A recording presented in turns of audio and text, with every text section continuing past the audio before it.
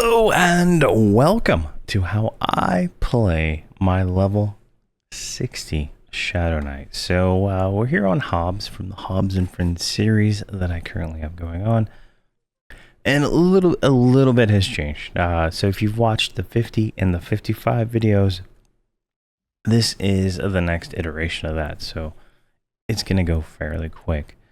My current spell set is let's go with that first. Let's start with spell set, hotbar, and then I think that's about it.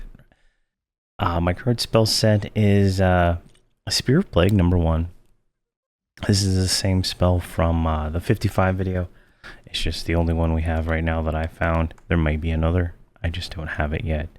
And then I have 2 terror spells. Now these spells are they don't share a timer, so I have 2 of these here versus I think I had Torrent of Fatigue or something like that in one of the videos. I went with this because this is Jolt.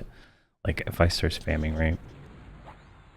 This is Jolt aggro, right? This is like instantaneous aggro. So we want that probably more than anything right now.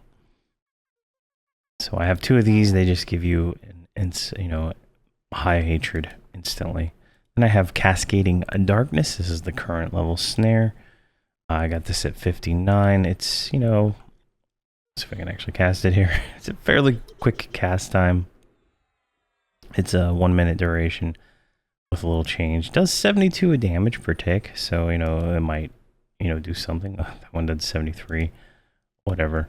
It's worth it.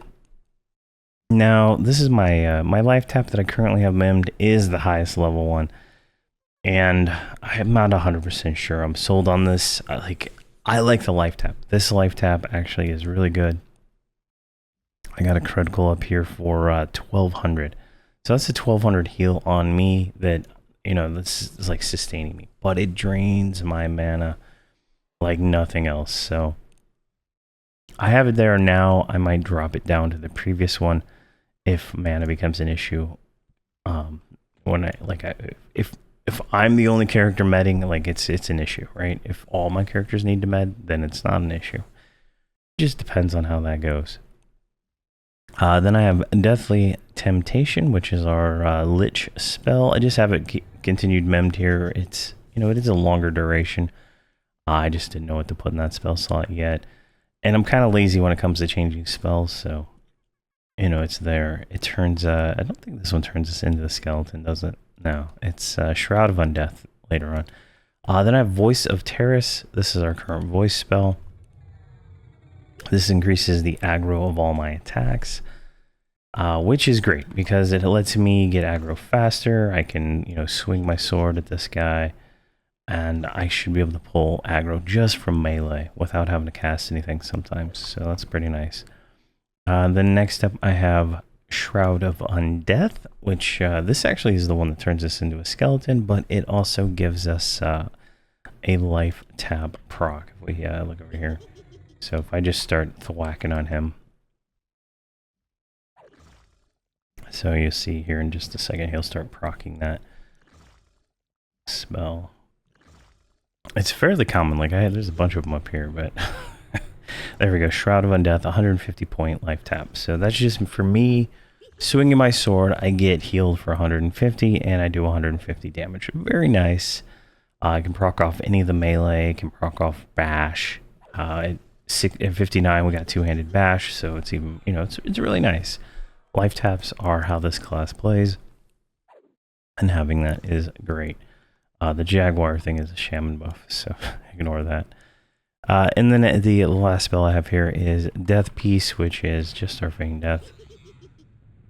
I haven't actually used it in combat yet because I just fight. And, eventually we'll use it, but I have it there just in case something goes wrong.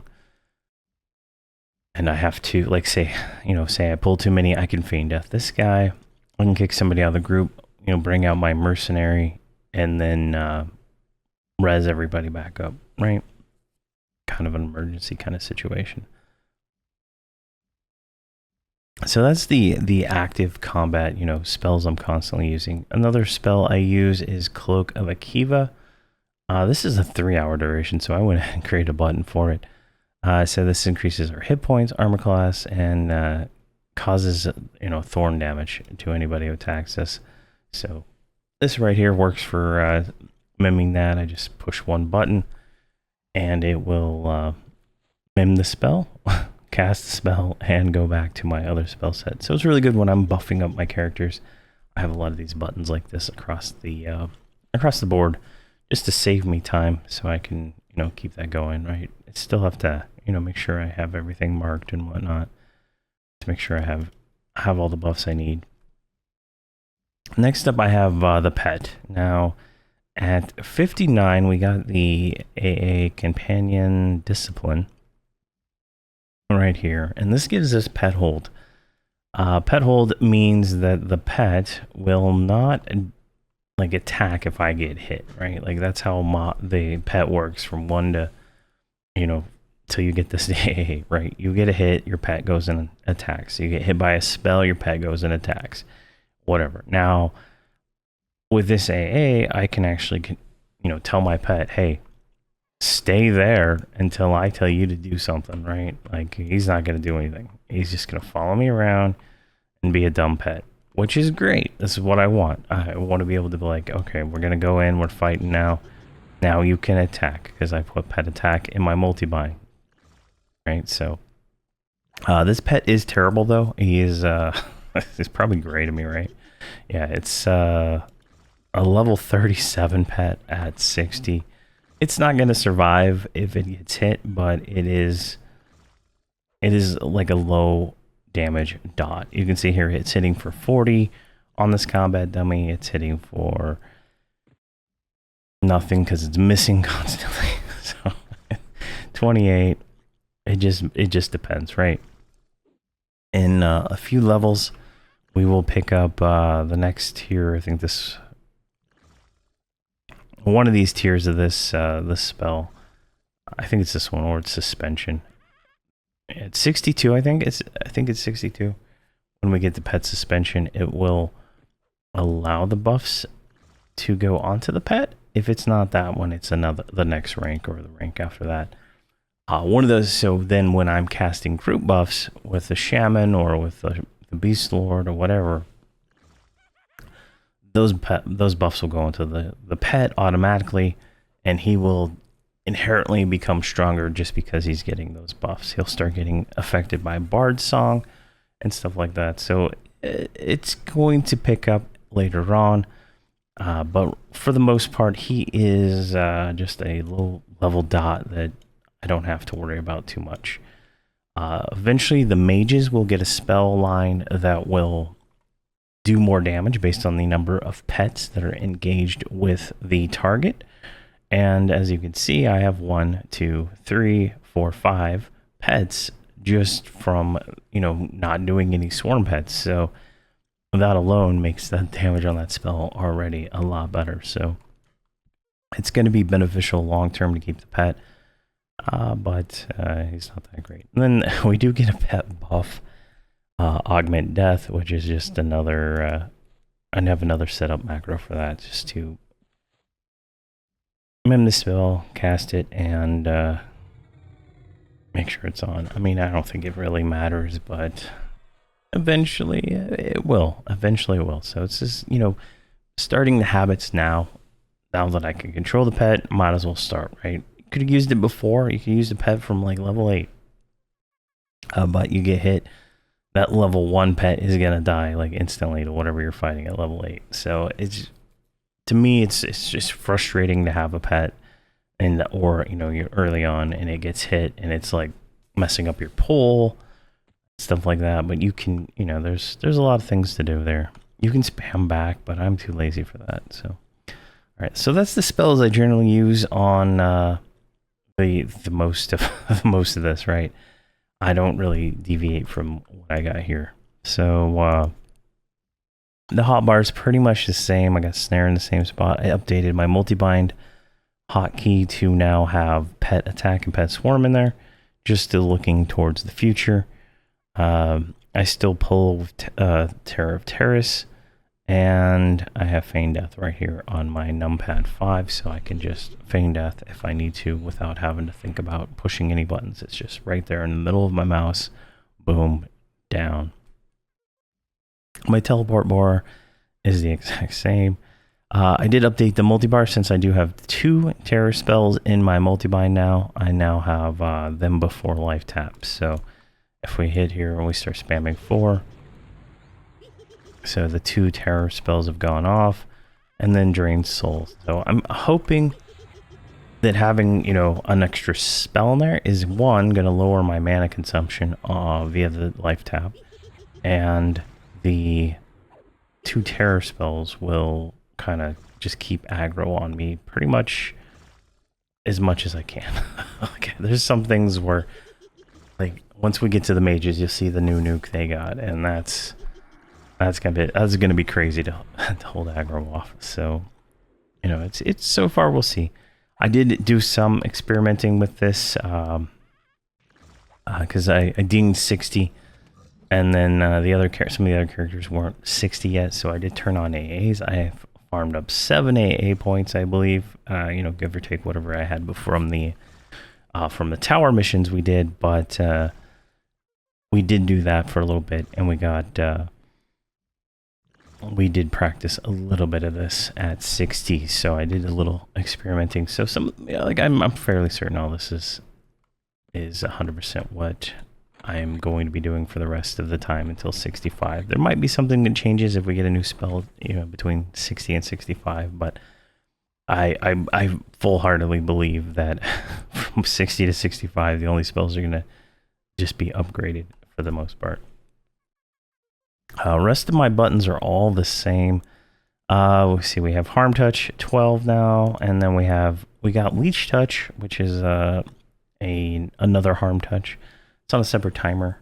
This one drains 900 health, and then Harm Touch does 12,000 damage. So I believe they're on separate timers. This is ability timer 2, this is ability timer 1. So definitely nice to have in my arsenal now to have that extra 1. We did get some disciplines. We did get discipline at 55. I didn't even cover it though. So if we look here, resistant and fearless discipline, you get a 51 and 54. Those are useless. Throw them away. Don't even bother with them. They're nice in Kunark, right? Yeah, okay, but they suck. They share the same timer with the Cord Guard here, which is a defensive spell. So on live, you're not ever going to use fearless in that, because it's 56, you get this. At 55, we get Unholy Discipline, which increases the damage of our lifetime type spells by 100% for 5 minutes. So this is a timer 2. So this is I would consider this a burn ability that increases our damage and our healing. So it's got a little defensive in there, but just depends on how many life taps you're pumping out during that for it to be that defensive and not. But right here we have this one, Core Guard, which absorbs 25% of incoming melee damage for 2,500 damage. So it's a pretty nice little mini defensive spell we get there at 56. At 59, we got the ability to deflectively block with our shield. I've been using a two-hander, so I don't know if that actually matters if you have a two-hander or not, but I haven't tried it yet. I haven't used it, so I don't know. And then we have Leech Curse Discipline here at 60. Heals us for 100% of the damage done by your melee attacks while increasing your melee accuracy by 200% for 24 seconds. So, if we come over here and look at my melee damage, right? Smashing. I'm hitting for... If I can actually hit this guy, jeez. 319 to 94. So I'm getting to get healed while this is going for 100% of this damage. So if I hit for 403, I'm getting a 403 life tap. Very strong spell.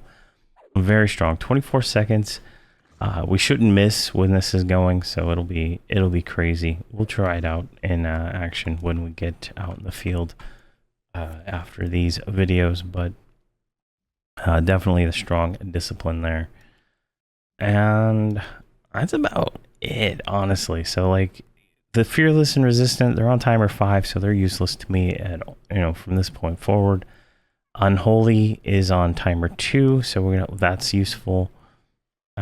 Ichor is on timer 5. That's our number 1 defensive. I believe this will all go all the way to the Mantle line of spells eventually. I think that's what it becomes called at 125. I can't remember. I'd have to go look at my other Shadowknight.